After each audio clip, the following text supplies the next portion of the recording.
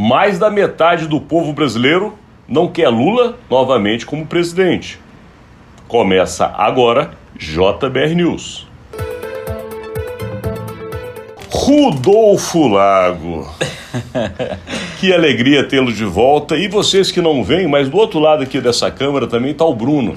E eles ficaram afastados por questões particulares que todos nós, às vezes, na vida temos. Mas o importante é que está aqui de volta e vamos iniciar essa semana e este conteúdo de hoje, levando para vocês um número que, se já não estava demonstrando ao Palácio do Planalto que a preocupação com relação às próximas eleições é e deve ser o grande mote de trabalho do presidente, porque a questão que o elegeu, é importante a gente dizer, que foi justamente a promessa de uma melhoria na vida econômica do brasileiro.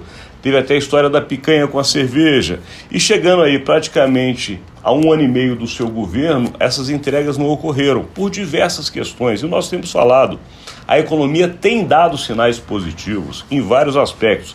Mas a população, que somos todos nós que estamos na ponta, não estamos sentindo esses benefícios. Porém, agora, essa pesquisa chama a atenção completamente do presidente, não é isso, Rodolfo? É sim, são realmente números aí que acendem ali um sinal mais do que amarelo. Por quê? Porque a pesquisa diz o seguinte: mais da metade, 55% das pessoas entrevistadas disseram que acham que o Lula não mereceria ser reeleito em 2026. Então, quer dizer, você vê aí que é esse cenário desafiador que o Lula enfrenta desde o início. Quer dizer, o Lula foi eleito com 51% dos votos, já foi eleito numa situação ali limite, né? E ele vem lutando com essa situação polarizada desde o início do governo. Então, em determinados momentos ele está um pouco acima, em determinados momentos ele cai, e tudo fica muito difícil, porque justamente essa situação toda polarizada faz com que o conjunto de forças contrárias seja sempre muito grande. Então são problemas no Congresso, que é um Congresso conservador, que faz com que ele muitas vezes não consiga aprovar as coisas que ele precisa aprovar, a não ser um custo muito grande de liberação de verba, de liberação de cargos.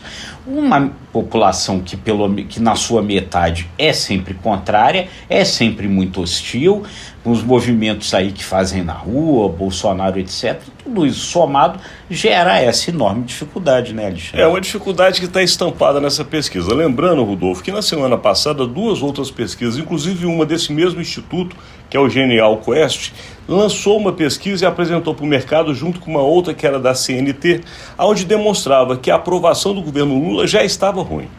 Já estava empatado quem aprovava e quem desaprovava. E as duas pesquisas trouxeram números muito semelhantes. Agora, nessa, ela traz alguns números que chamam a atenção além desses 55%. Porque em alguns momentos diz que 54%, e aí já vai para o caso da polarização, não votaria em Jair Bolsonaro, de jeito nenhum. Mas a gente lembra que Jair Bolsonaro não é candidato. E aí vem um segundo momento, que é justamente quem poderia ser esse candidato de Bolsonaro. E pergunta-se sobre Lula e Tarcísio, o governador de São Paulo, porque muita gente diz que pode ser o sucessor de Bolsonaro para essa linha de direita. E neste caso, por incrível que pareça, o Lula, no caso de ter o Tarcísio, o Lula sai com 46% e o Tarcísio com 40%, mas volta a ser uma eleição polarizada. De qualquer maneira, você tem um grande número ainda de pessoas que estão com voto branco e também que não votariam. Esse número é expressivo, que mostra justamente a terceira via, de pessoas que não estão decididas nem por um lado nem por outro. E dos nomes que poderiam aparecer além desses, para o caso do presidente Lula, se fosse lançado, por exemplo, Fernando Haddad, seu ministro da Fazenda, 50% não votaria nele de jeito nenhum, mas 32% votaria. E esse número chama atenção porque Haddad não é candidato a nada, pelo menos que se conheça. De qualquer maneira, nós temos esse número, que esse é o que chama atenção, Rodolfo. 49% rejeitam votar em Lula e 47% aceitam votar a divisão estabelecida. Pois é isso, né? Quer dizer, qual é a vantagem talvez que o Lula tenha com relação a esses números aí? O seu principal adversário, que é o Jair Bolsonaro, não disputa eleição. Ele está nesse momento inelegível. Então, quer dizer, alguém terá que herdar esses votos do Bolsonaro. Tarcísio é uma possibilidade, mas aí você vê que então, pelo menos neste momento, contra Tarcísio ganha Lula. Também foi testado a Michelle Bolsonaro, né? E também, nesse caso, o Lula ganha, né? Com a Michelle fica... Com a Michelle, o Lula ganha porque ela teria 33% apenas de votos. Agora, o mais interessante que eu achei nesse comparativo, a Michelle também não é candidata a nada e ela praticamente empata, no caso dessa pesquisa, com relação ao Fernando Haddad. Então, é o que pode, no caso, ser uma vantagem para o Lula, mas uma vantagem que a pesquisa mostra também é tênue, né? Porque o Tarcísio ali já chega muito próximo dele. Então, é todo um cenário muito difícil, um cenário que torna a eleição de 2026 uma eleição incerta, né?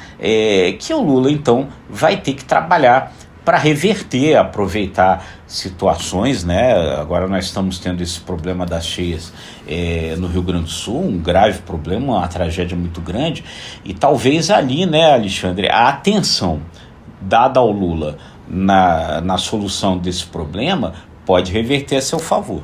Esse posicionamento do presidente da República é muito importante no Brasil neste momento de crise, porque isso já foi visto em outros momentos, tanto no Brasil quanto, inclusive, nos Estados Unidos. Lembrando a vocês, no caso do presidente Bush, o Bush filho, ele teve uma grande ascendência junto à população americana justamente na crise do 11 de setembro, que a população viu no presidente um homem preocupado, protetor, enfim, depositou nele toda a sua confiança. E já aconteceu o contrário. Bush acabou politicamente, não conseguiu se eleger a mais absolutamente nada por conta do Katrina, que justamente devastou New Orleans, e ali ele se mostrou um presidente que levou a questão como uma coisa menor. Não diferente do que aconteceu com o presidente Jair Bolsonaro, que na pandemia no Brasil levou a situação gravíssima de mortes e internações como uma gripezinha, fazendo até piada e deboche. Também influenciou diretamente na eleição que ele acabou perdendo para Lula. Portanto, a posição de Lula diante dessa crise no Sul pode reverter a imagem do presidente. Pois é, você vê, ele agora já cancelou uma viagem que ele ia fazer ao Chile, justamente para se concentrar na questão lá do Rio Grande do Sul, já esteve lá, então tem demonstrado uma preocupação. Esse tipo de preocupação, há ministros lá permanentemente, né? O ministro Valdez Góes está o tempo inteiro lá, então isso tudo pode no final acabar revertendo em favor do Lula por essas demonstrações objetivas de preocupação com a população brasileira que está sendo afetada ali no sul do país. E daqui nós vamos observar, porque o nosso tempo está estourando, mas uma alegria imensa, Rodolfo Lago e Bruno, de vocês estarem de volta conosco para fazer esse trabalho diretamente para você. Mas agora eu passo para ele aquele recado que em todos esses dias eu ficava fazendo. É isso aí. Primeiro é isso também, uma alegria enorme estar de volta aqui com vocês, e aí a gente sempre agradece muito a audiência importante que vocês nos dão. E então fica lá o convite, né? Se você gostou, curta, compartilhe, acesse imagemecredibilidade.com, se inscreva no ICTV e nos nossos demais canais. Obrigado e até amanhã.